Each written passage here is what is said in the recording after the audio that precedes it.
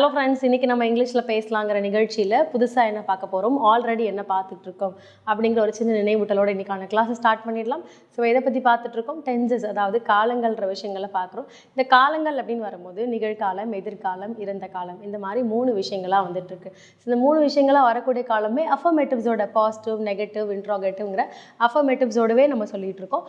ஒவ்வொரு அஃபர்மேஷன்ஸும் ஒவ்வொரு மாதிரி கொடுக்குது. அதே மாதிரி நம்ம எடுக்கக்கூடிய செயல் வார்த்தை, செயல் வார்த்தை தான் என்ன பண்ணுது, நமக்கு அந்த சென்டென்ஸை இண்டிகேட் பண்ணுது, எப்படி எழுதலாம் அப்படிங்கிற மாதிரி எடுத்துரைக்குது இல்லையா. ஸோ அப்படி அதாவது ஹைலைட் பண்ணி காட்டுது அப்ஸ் அண்ட் டவுனோட. ஸோ அந்த அடிப்படையில் இன்றைக்கான வேர்ப் ஃபார்ம் என்ன, அதை எப்படி எழுதலாம், அந்த மாதிரி வாக்கியங்களை பாசிட்டிவ், நெகட்டிவ், இன்ட்ராகேட்டிவாக எந்த மாதிரி ஃபார்மேஷன் பண்ணலான்னு சொல்லி தருவாங்க.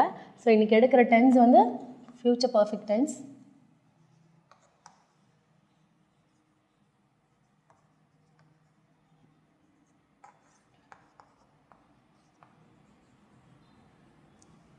இதில் இன்ட்ராகேட்டிவ்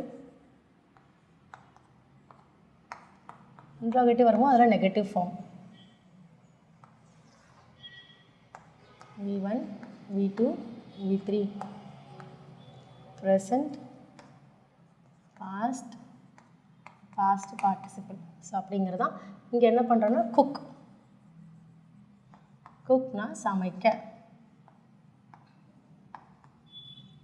நெக்ஸ்ட் V2 and V3ல cooked.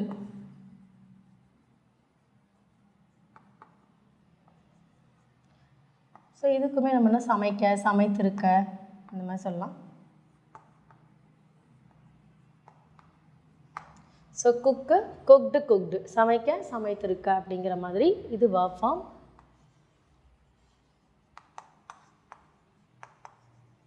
IV, you, he, she, they, it. Rule வந்து future perfect tense.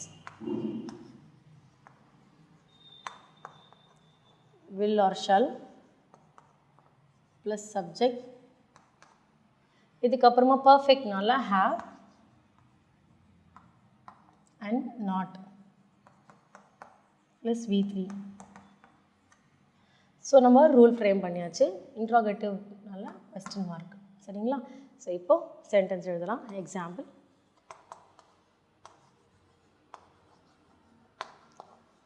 will they, haven't, V3 வந்து cooked.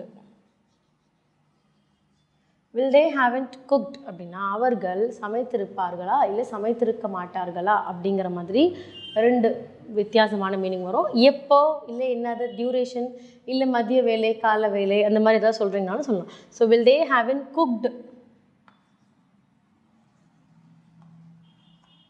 before 6 PM example. So இந்த இடத்துல எந்த வேலைக்குன்னு சொல்லுங்கள். இப்போ நான் டைம் சொல்லியிருக்கேன். இப்போ நீங்கள் வந்து அது மார்னிங், அதாவது பிரேக்ஃபாஸ்ட், மீல் ஆர் டின்னர் அப்படிங்கிறதையும் சொல்லலாம். So will they haven't cooked the dinner அப்படிங்கிறதையும் சொல்லலாம், அதையும் சொல்லலாம், இல்லை சொல்லாமலையும் கொண்டு போடலாம். சரிங்களா? So will they haven't cooked the dinner before 6 PM அப்போது மாலை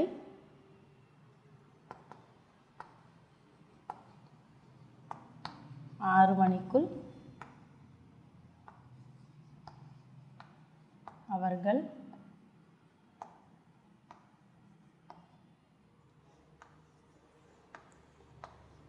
இரவு உணவை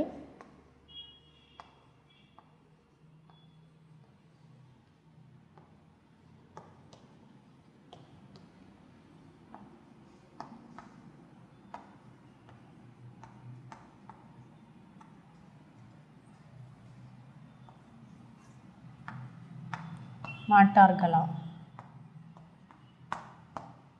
ஸோ அப்போது அவங்க வந்து அந்த டின்னரை 6 மணிக்குள்ளார சமைச்சிருக்க மாட்டாங்களா அப்படிங்கிறது தான். இதையே பாசிட்டிவில் எழுதலாம் அப்படின்னா they will have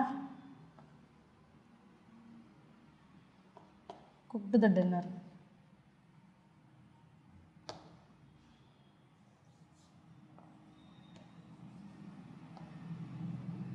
before 6 PM. Positive வரும்போது கொஸ்டின் மார்க் வேண்டாம். இதே நெகட்டிவ்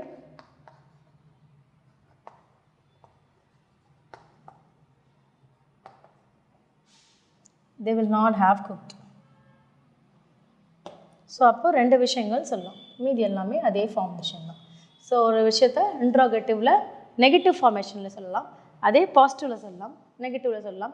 தென் இன்ட்ராகேட்டிவையே நம்ம பாசிட்டிவ் ஃபார்மேஷனில் சொல்லலாம். இப்போ இதே வந்து will they have cooked the dinner before 6 PM, அவங்க முடிச்சுட்டு இருப்பாங்கல்ல, சமைச்சிருப்பாங்கல்ல அப்படின்னு சொல்லக்கூடியது.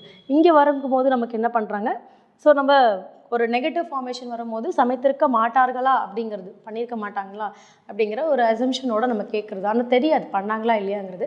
ஒரு ஒரு okay positive or negative, yes or no அப்படிங்கிற மாதிரி கேட்கக்கூடியது. ஸோ அதன் அடிப்படையில் நம்ம என்ன பண்ணுவோம், வேர்ப் ஃபார்ம் வந்து குக்டு அப்படிங்கிறத எடுத்திருக்கோம். ஸோ அதுவே நமக்கு என்ன பண்ணுறோம், நம்ம நிகழ்காலம் எதிர்காலத்துக்கு ஏற்ற மாதிரி என்ன பண்ணுறோம், பிரித்து கொடுக்குறோம். ஸோ பிரித்து கொடுக்கும்போது உங்களுக்கு என்ன இருக்கும்னா வித்தியாசம் காண முடியும். ஸோ அதனால தான் இங்கேயுமே நான் எழுதியிருக்கேன். இதுக்கு ஆக்சுவலாக இதுக்கான பதில் எழுதலை, இதையே பாசிட்டிவ் நெகட்டிவில் எழுதலாம் அப்படிங்கிறது தான் எழுதியிருக்கோம். இதுக்கான பதில்னா அவங்க சமைச்சிட்டாங்க அப்படின்னு சொல்கிறது தான் இதுக்கான பதில். அது பாசிட்டிவ்லையோ நெகட்டிவ்லையோ நீங்கள் ஆன்சர் சொல்லிக்கலாம், ஓகேங்களா. So like they have cooked அப்படின்னு சொன்னால், இல்லை தே ஹேவன் குக்டு அப்படின்னு சொல்லிக்கலாம். ஸோ ஆனால் அதையே இப்படி interrogative formation, positive formation, negative அப்படிங்கிற அஃபர்மேஷனில் டிஃப்ரெண்ட் பேஸில் நம்ம கொண்டு வந்துட்டோம் இல்லைங்களா. ஸோ இன்றைக்கான வேர்ப் ஃபார்ம், இன்றைக்கான ரூல் வச்சு நம்ம சென்டென்ஸ் பார்த்துருக்கோம். நீங்களுமே இது வச்சுட்டு ஒரு 5 to 10 or 20 சென்டென்ஸ், நிறைய சென்டென்சஸ் எழுதுங்க, பேசி பழகுங்க. அடுத்த கிளாஸில் அடுத்த இன்ட்ரெஸ்டிங்கான சென்டென்ஸோட உங்களை மீட் பண்ணுறேன். தேங்க்யூ.